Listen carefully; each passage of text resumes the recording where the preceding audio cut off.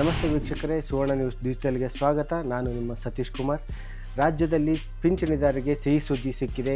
ಏನು ಸಿಹಿ ಸುದ್ದಿ ಅನ್ನೋದಾಯ್ತಂದರೆ, ಪಿಂಚಣಿದಾರರು ಈವರೆಗೆ ವಾರ್ಷಿಕ ಆದಾಯ 32,000 ಮಾತ್ರ ಇತ್ತು. ಅಂಥವರ ವಾರ್ಷಿಕ ಆದಾಯ ಈಗ 1,20,000ಕ್ಕೆ ಹೆಚ್ಚಿಗೆ ಮಾಡಿ ರಾಜ್ಯ ಸರ್ಕಾರ ಆದೇಶ ಹೊರಡಿಸಿದೆ. ಈ ಒಂದು ಆದೇಶದಿಂದ ರಾಜ್ಯದ ಒಟ್ಟು 18 ಲಕ್ಷ ಪಿಂಚಣಿದಾರರಿಗೆ ಭರ್ಜರಿ ಅನುಕೂಲ ಆಗ್ತಾ ಇದೆ. ಏನು ಅನ್ನೋದ್ರೆ, ಈಗ ಇತ್ತೀಚೆಗೆ ರಾಜ್ಯ ಸರ್ಕಾರ ಕೆಲವು ತಿಂಗಳುಗಳಿಂದ 23 ಲಕ್ಷ ಪಿಂಚಣಿದಾರರಿಗೆ, ಅಂದರೆ ಸಂದೇಹಾಸ್ಪದ ಪಿಂಚಣಿದಾರರು ಅಂತಂದೇಳ್ಬಿಟ್ಟು ಅವರ ಎಲ್ಲ ಒಂದು ಪಿಂಚಣಿಯನ್ನು ಸ್ಥಗಿತ ಮಾಡಿತ್ತು. ಈಗ ಅದರಲ್ಲಿ ಬಹುಪಾಲು ಅಂದರೆ 18 ಲಕ್ಷದಷ್ಟು ಏನು ಪಿಂಚಣಿದಾರರು 32,000 ಏನು ವಾರ್ಷಿಕ ಆದಾಯ ಇಲ್ಲ, ಅದಕ್ಕಿಂತ ಜಾಸ್ತಿಯನ್ನು ಮಿತಿಯನ್ನು ಹೊಂದಿದ್ರು.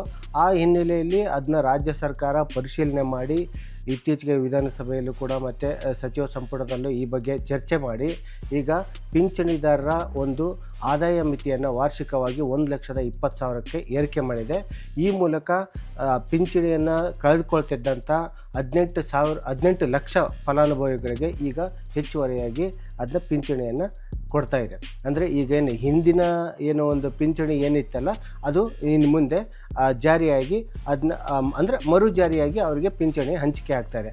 ಬಟ್ ಈವರೆಗೂ ನಿಂತಿತ್ತಲ್ಲ, ಇದಕ್ಕೆಲ್ಲ ನಾವು ಏನು ಮಾಡಬೇಕು ಅಂತಂದೇಳ್ಬಿಟ್ಟು ತುಂಬ ಕಳವಳ ವ್ಯಕ್ತಪಡಿಸಿದಂಥ ಈ ವೃದ್ಧರು, ಅಂಗವಿಕಲರು, ಅಂದರೆ ವಿಧವಾ ವೇತನ ಪಡಿತಕ್ಕಂಥ ಸಂಧ್ಯಾ ಸುರಕ್ಷಾ ಯೋಜನೆಗೆ ಒಳಪಟ್ಟವರು, ಇವರೆಲ್ಲರಿಗೂ ಕೂಡ ಏನಂದರೆ ಈಗ ಮನೆಗೆ ಬಂದುಬಿಟ್ಟು ಗ್ರಾಮ ಪಂಚಾಯತಿ ವ್ಯಾಪ್ತಿಯಲ್ಲಿರ್ತಕ್ಕಂಥ ಅಧಿಕಾರಿಗಳು ಅವರಿಗೆ ದಾಖಲೆಯನ್ನು ಪರಿಶೀಲನೆ ಮಾಡಿಬಿಟ್ಟು ಅವರಿಗೆ ಪಿಂಚಣಿಯನ್ನು ಮರುಜಾರಿ ಮಾಡ್ತಕ್ಕಂಥ ವ್ಯವಸ್ಥೆಯನ್ನು ಮಾಡ್ತಾಯಿದ್ದಾರೆ.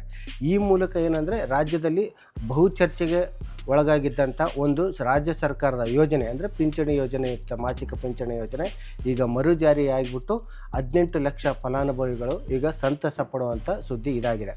ಈ ಮೂಲಕ ಏನಂದರೆ, ನಿಮ್ಮಲ್ಲಿ ಇರ್ತಕ್ಕಂಥ ದಾಖಲೆಗಳನ್ನು ಸರ್ಕಾರದ ಅಧಿಕಾರಿಗಳು ಬಂದಂಥ ಸಂದರ್ಭದಲ್ಲಿ ಒದಗಿಸಿ ಮನೆ ಬಾಗಿಲಲ್ಲೇ ನೀವು ಪಿಂಚಣಿಯನ್ನು ಮರುಜಾರಿಯನ್ನು ಮಾಡ್ಕೋಬೋದು.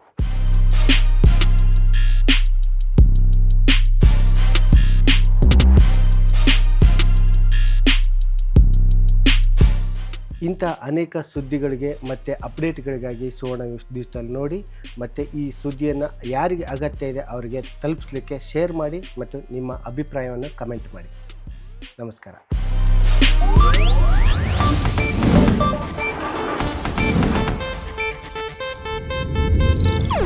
ಇದು ಏಷ್ಯಾನೆಟ್ ನ್ಯೂಸ್ ನೆಟ್ವರ್ಕ್ ಪ್ರಸ್ತುತಿ.